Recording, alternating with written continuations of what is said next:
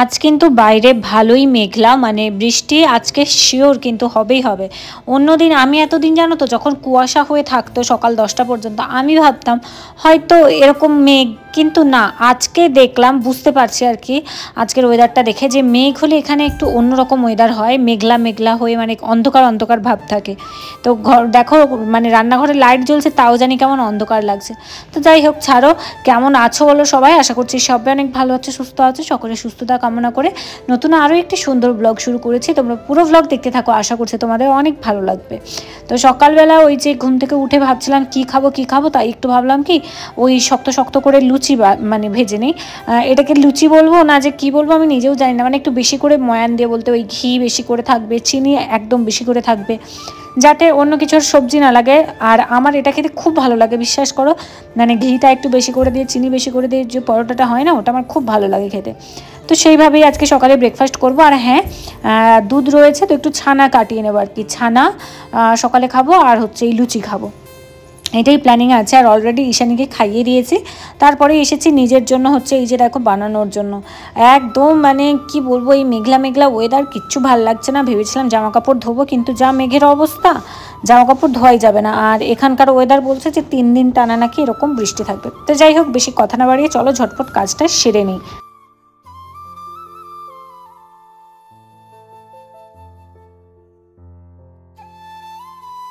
এই যে আমার ফুলকো ফুলকো লুচি না, মুচমুচের লুচি বানানো তৈরি হয়ে গেছে। আর এই লুচিটার শেপটা দিয়েছি দেখো, ত্রিভুজ টাইপের, মানে লুচি বা বিস্কিট যেরকম থাকে না সেরকমভাবে শেপ দিয়েছি এটাকে। খুবই সুন্দর লাগছিল খেতে, আর আমি মানে এটাই এখন খাবো। আর এই দিকে এই যে দেখো রয়েছে ছানা, যেটা ছানাটাও আমি কাটিয়ে ভালো করে একদম জল ঝরিয়ে নিয়ে নিয়েছি, মানে সকালে তাহলে ব্রেকফাস্ট হয়ে যাবে ছানা আর সাথে লুচি। আর আজকে না তোমাদের একটা প্রশ্নের উত্তর দেবো। অনেকেই বলছিলে যে কেন আমি এখানে এসে কেন শাঁখা সিঁদুর আর পরি না, সেই সব প্রশ্নের উত্তর দেবো। তো তার আগে চলো আগেটা খাওয়া দাওয়া করে নিই, তারপরে আসছি। সকালের ব্রেকফাস্ট সেরে এখন এসেছি একটু লাড্ডু বানাবো। ভীষণ অনেক দিন ধরে ভেবে রেখেছিলাম লাড্ডু বানাবো।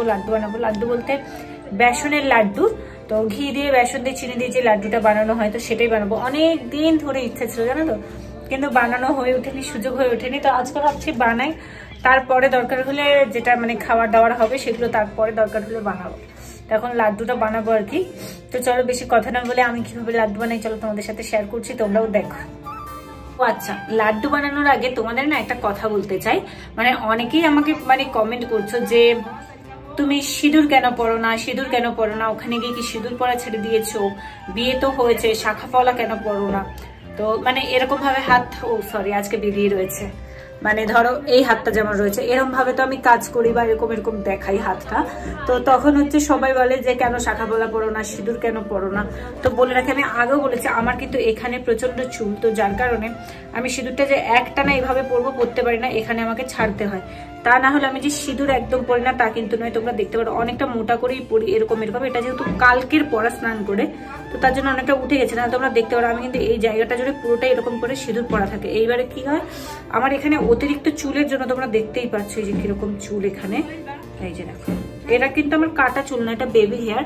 তো যার কারণে সিঁদুর দেখা যায় না। এই যেমন ধরো এরকম করে আমি ভিডিও করছি, তোমরা ভাববে আমি সিঁদুর পরিনি, কিন্তু দেখো সিঁদুর কিন্তু আমার ভালোভাবেই পরা থাকে। এবার এরকম করে যদি আমি চুলটা রাখি তখন দেখো কেমন বাজে দেখাচ্ছে, তার জন্য আমাকে এরকম করে রাখতে হয়, আর তখনই সিঁদুরটা ঢাকা পড়ে যায়। তার মানে এই না যে আমি সিঁদুর পরি না। আর সব থেকে বড় কথা, এই জায়গাতে মানে অ্যালার্জি আছে, আমি যদি সিঁদুর পরি, গুঁড়ো সিঁদুর, প্রচন্ড চুলকোতে থাকে। তো যার কারণে আমাকে ডক্টর বলে দিয়েছিলেন, যখন আমি দেখাতে যাই বলে দিয়েছিলেন লিকুইড সিঁদুর পরবে। আর লিকুইড সিঁদুর একটানা এইভাবে মাঝখানে দিতে না বলেছিল, শুধু সামনে পড়তে বলেছিল, তাই এইভাবে পরি।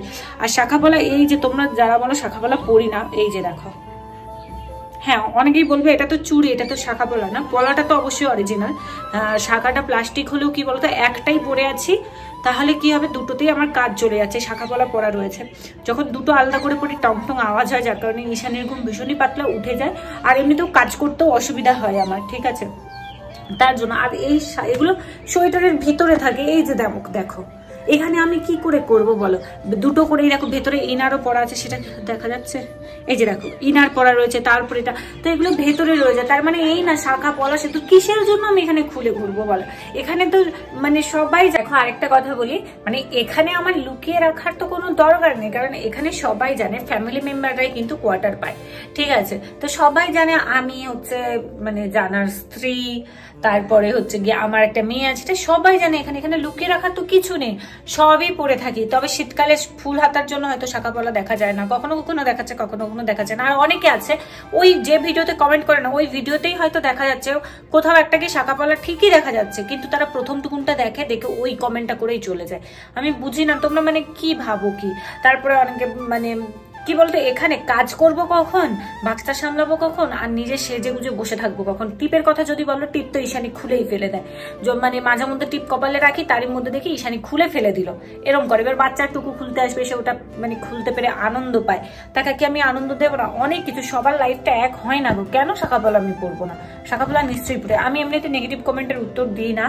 আর তো মানে কি বলতো, এটাও নেগেটিভ অনেকভাবে বলে, কিন্তু কি বলতো, যেখানে শাখা পলার মতো প্রশ্ন আসে, সিঁদুরের প্রশ্ন আসে, বিশেষ করে বিয়ের পরে, সেই জায়গায় আমার মনে হয় উত্তর দেওয়াটা ভীষণই প্রয়োজন। এছাড়াও তো অনেকের অনেক রকমের জ্বলন থাকে, আমাকে নিয়ে থাকতে দাও, ওটা নিয়ে আমার যায় আসে না, কিন্তু মানে শাখা পলার সিঁদুর নিয়ে কিছু বলো না। আর আমার মনে হয় ভক্তিটা মনে থাকা দরকার, ওপরে না। ওই ঘোমটার নিচে খ্যামটা আমার একদম পছন্দ না। ভক্তিটা মনের মধ্যে রাখো, হাজবেন্ডকে কতটা ভালোবাসো, কতটা কেয়ার করো, তাকে কতটা মন থেকে শ্রদ্ধা করো, সেটা হচ্ছে এখানে থাকা দরকার। এই এখানে আর এখানে দেখালেই যে ভালোবাসা থাকে এটা না। এখন তো শহরের ফ্যাশন হয়ে গেছে, ঠিক আছে? শহরে কেন, গ্রামেও দেখবে একটা করে হয় শাখা নয় পলা পড়ছে, ঠিক আছে? আর সিঁদুর তো এখন খুব কম মানুষেরাই পরে, সবাই লিকুইড সিঁদুরই পরে। আর শহরের তো ফ্যাশন হয়ে গেছে, কিছুই পরে না, হাতে শুধু একটা করে নোয়াই রাখে, সিঁদুরও পরে না, শাখা পরে। তার মানে কি তারা ভালোবাসে না তাদের হাজবেন্ডদেরকে, না কি তারা সংসার করে না? সবাই সবকিছু করে।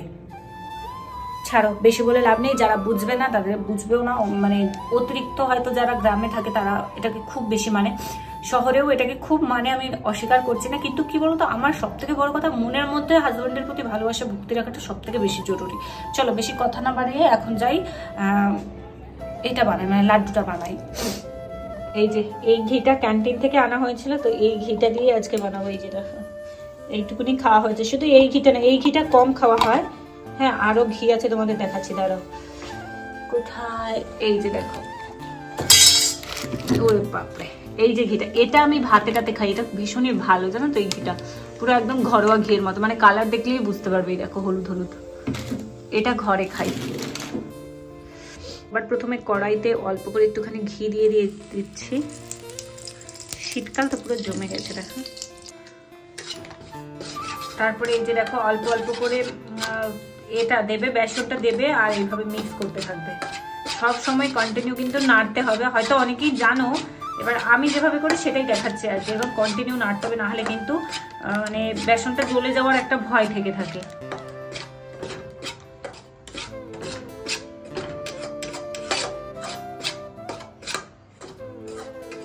আর গ্যাসের স্পিডটা অবশ্যই মিডিয়াম রাখতে হবে, না হলে কিন্তু হবে না, মানে বেশি হাই থাকলে জ্বলে যাবে। আর প্রথমে ঘি দেওয়ার সময় একদম স্পিডটা কম রাখতে লাগবে। তো মাঝখানে তোমাদের দাদাভাই একটু মানে দরকারি মানে কথা বলার জন্য ফোন করে ফেলেছিল। তো কথা বলতে বলতে আমি কাজটা করছিলাম, যেহেতু বেসন অলরেডি আমি কড়াইতে তুলে দিয়েছিলাম, নাহলে জ্বলে যেত। তো আর ভিডিওটা দেখানো হয়নি, তো তোমাদের বলে রাখি অল্প অল্প করে না মাঝে মাঝে, এই দেখো আমি ঘি এই সাইডে রেখেছি, দেখো কতটা ঘি দেওয়া হয়েছে। তো অল্প অল্প করে মাঝে মধ্যে ঘি দিতে থাকবে, দিয়ে নাড়বে। অল্প অল্প দেবে, একেবারে বেশিটা দিয়ে দেবে না, অল্প অল্প করে দেবে। আর তারপর একটুখানি চিনি গুঁড়ো করবে। এই যে দেখো আমিও কিন্তু অল্প করে চিনি গুঁড়ো করে দিয়েছিলাম, গুঁড়ো করে তারপরে দিয়েছি। তারপরে যখন দেখছি চিনি কম, তারপরে অল্প করে একটু গোটা চিনি দিয়ে দিয়েছি, মানে পরিমাণ মতো তোমরা দিয়ে দেবে। মিশিয়ে এইভাবে নাড়তে থাকো, একেবারেই সিম্পল, সেরকম কিছুই না। তবে আমি দেখো গ্যাসের স্পিডটা একেবারেই লো রেখে দিয়েছি, এই যে একেবারে লো, নাহলে জ্বলে যাবে ঘি, তখন বাজে লাগবে খেতে।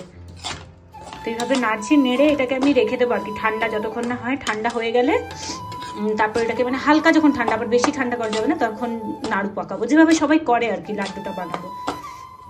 আমার মনে হচ্ছে ঘিটা বাবা কি গরম। তো এই যে দেখো লাড্ডু কিন্তু আমি বানিয়ে নিয়েছি, আর হালকা ঠান্ডা হয়ে গেছে। এখন এই যে দেখো লাড্ডু বানাচ্ছি, খেতে সত্যিই সুন্দর লাগে। বড় বড় করে নিচ্ছি কারণ হাতে টাইম খুবই কম। আমি না মানে বাজারেও চলে গেছিলাম মাঝখানে, জানো তো, নিচে দিদিরা বললো যে চলো বাজারে যাবো, তো বাজার থেকে তোমাদের দাদা ভাইয়ের জন্য একটুখানি চিকেন এনেছি, ও এসে খাবে আজকে, তো সেটাই বানাবো। কি গরম। চলো বেশি কথা না বলে, তাড়াহুড়োর জন্য না আমি ঠিক করে মানে তোমাদের দেখাতে পারলাম না আজকে, এটা তো আমি প্রায়ই বানাই, তোমাদের পরে দেখাবো। কি গরম। চলো বেশি কথা না বলে কড়া ওইদিকে বসিয়ে দিয়েছি, মানে সব একসাথে করছি আমি, জানো তো। চলো পরে আবার আসছি। তো আমাকে একজন দিদিভাই বলেছিল, দিদিভাই তুমি পেঁয়াজ কাটার সময় অবশ্যই করবে, মানে পেঁয়াজটাকে ভিজিয়ে রাখবে জলে, তাহলে আর ঝাঁঝ হবে না, তোমার চোখ দিয়ে জল পড়বে না। এত তাড়াহুড়ো বললে বিশ্বাস করবে না, ভুলেই গেছি। কারণ বাজার থেকে, আমি যে বাজার যাবো এরকম তো কিছু প্ল্যান ছিল না, তো বাজার থেকে এসে আবার ওই যে ঘি দিয়ে আরেকটু ওটাকে গরম করে তারপরে লাড্ডু করছিলাম। তার মাঝখানে একটু তোমার দাদাভাইকে ফোন করে বললাম একটু চিকেন নিয়ে যাবো, বলছে যে নিয়ে আসো খাবো, চিকেন বানাবো। তো তার জন্য না এসে আগে মশলা বেটে নিয়েছি, কারণ আজকে এখানে বৃষ্টি হচ্ছে, প্রচন্ড ঠান্ডা, আর তার সাথে সাথে ইলেকট্রিক আছে এই চলে যাচ্ছে, এসে আগে মশলাটা করে নিয়েছি। তাই ঝটপট বসেছি পেঁয়াজ কাটতে। আজকে না হাতে একদম সময় নেই, জানো তো, প্রচন্ড তাড়াহুড়া। ও এসে বেশিক্ষণ না, আধা ঘন্টার জন্য আসবে, খাবে, চলে যাবে। চলো জুতো খোলারও সময় নেই। আর আমারও আজকে ভাগ্য ভালো, ঈশানী না অনেকদিন পর ঘুমিয়েছে, জানো তো, ঘুমিয়ে আমাকে মানে করেছে, সুযোগ দিয়েছে রান্নাটা করার জন্য। ভগবান আছে মাথার উপরে। আজকে যতটা সিম্পলের উপরে বানানো যায় ততটা সিম্পলের উপরে ঝটপট করবো, দেরি করা যাবে না।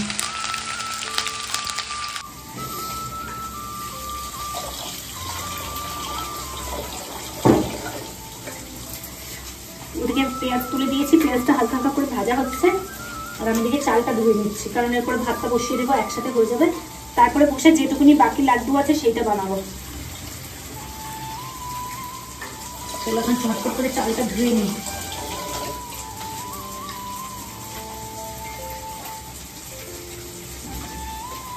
এখন ভাবছি কেন যে বেকার বাজারে যেতে গেলাম, বাজারে গেছিলাম বলে যদি বা তোমাদের দাদা ভাইকে একটুখানি মাংসটা আমি বানিয়ে খাওয়াতে পারবো।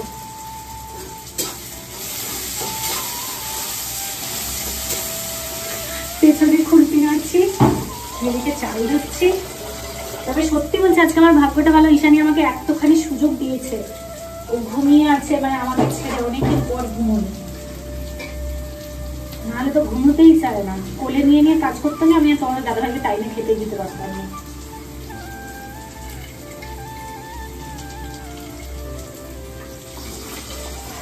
চাল হয়ে গেছে, ভাতটা বসাবো।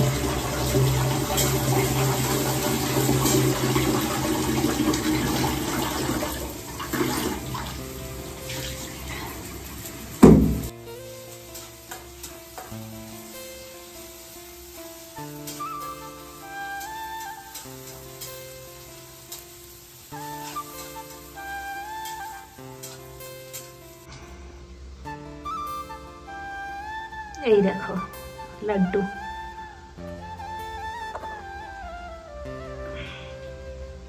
এই দেখো লাড্ডুটা অন্ধকার তো তাই যেন কালো কালো লাগছে, নাহলে কিন্তু এটা হলুদ হলুদ হয়েছে, খুব সুন্দর টেস্ট লাগছে। আমি ঘিটা অনেক বেশি দিয়েছি।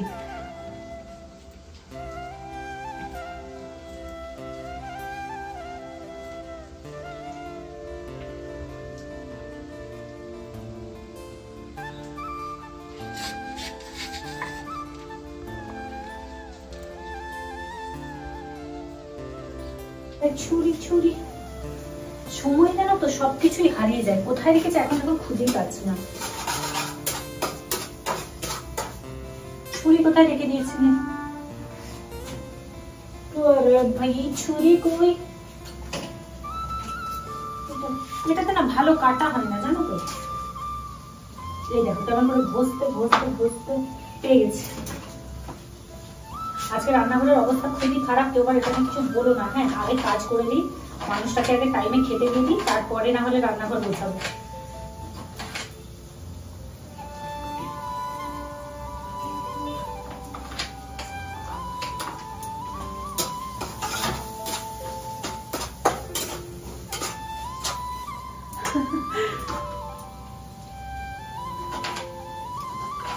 সকাল থেকে যা হয় অবস্থা, মানে করবো তো করবো কাজ, এরকমই হচ্ছিল। তারপরে এর জন্য চলে গেলাম বাজারে, আমি জানো তো একা একা সেইভাবে কখনোই বাজার যাই, সবসময় তোমাদের দাদা ভাইয়ের সঙ্গে যাই। ও যেদিন থাকে সেদিন হয়, কিন্তু বাড়িতে সেরকম কিছু ছিলই না। তো যার জন্য আজকে ভাবলাম যে না, ওর অপেক্ষা করে, মানে যেহেতু ওর আজকে ওর ডিউটি আছে রাতে, তো ওর অপেক্ষাতে তো বসে থাকলে আমাকে চলবে না, তার আগে আগে আমাকে করে নিতে হবে বাজার, যাতে ওকে টাইম আমি খেতে টেতে দিতে পারি। ভাতের এদিকে ফুট প্রায় উঠেই গেছে, ফুট উঠে গেছে, বেশ হয়ে যাবে। ভাতটা তাড়াতাড়ি হয়ে যায়, সরু চাল তো তাড়াতাড়ি হয়ে, তরকারিটাতেই সময় লাগবে। মাংস করবো, আলু ভাজবো, যদি হাতে সময় থাকে আলু ভাজবো, না হয় শুধুই মাংস। এমনিতে তো ভীষণই পছন্দ করে মাংস, আচার, আর সাথে হচ্ছে পেঁয়াজ। ব্যাস হয়ে গেল। চলো চলো, মাংসটা শুধু ধুয়ে তুলে দিই, হয়ে যাবে। তো এই যে দেখতে পাচ্ছ মশলা প্রায় কষানো হয়ে গেছে, এবার মাংসটা ধুয়ে তুলে দেবো। আর হ্যাঁ, টমেটোগুলো কিন্তু ধুয়েই আমি কার্ডবোর্ডের উপর, কার্ডবোর্ড না মানে চপার বোর্ডের উপর রেখেছিলাম, দিয়ে কেটে কেটে এই যে এর মধ্যে দিয়ে দিয়েছে। আর ভাগ্যটা আমার খুবই ভালো ছিল, ভগবান সহায় ছিল বলেই ঈশানী মাঝখানে উঠে গেছিলো, ওকে কোলে নিয়ে তারপর রান্না করেছে, আর দেখানো হয়নি সেটা। আর এইদিকে এই যে দেখো মাংস রান্না রেডি। তোমাদের দাদাভাই আসার পর ওকে মাংস ভাত, মানে গরম গরম ভাত সাথে গরম গরম মাংস, পেঁয়াজ লঙ্কা আচার দিয়েই ভাত খেতে দিয়েছিলাম। তো চলো আজকের মতো ব্লগটা এখানেই শেষ করছি, টাটা।